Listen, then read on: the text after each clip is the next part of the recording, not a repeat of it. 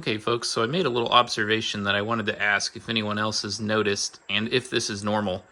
So in this CFS, it's got the ghosted plexi, so you can't see it very well, but I wanted to say that 3 of the spools are cardboard,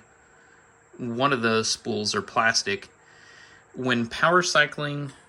the K2, I noticed that when it does its pre-flight checks, if you will, when it's doing all of its startup to see if all the filament path is clear, when you first boot up the machine, I have 2 CFSs connected here, but when you first boot up the machine, it'll run each spool out a certain length and do it a couple of times just to make sure everything's clear. One thing I noticed is that on the cardboard spools, all 3 of those, it ran out filament all the way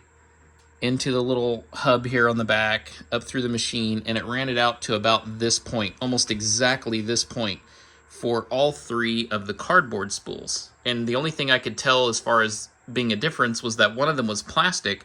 but when it ran that one out, it only ran it out to about right here. So the difference was the distance between about right here, through the hub, and to here, so maybe about a meter. So it ran out the plastic spool a shorter distance than the actual cardboard spools, and I wanted to ask if anybody could tell me if that's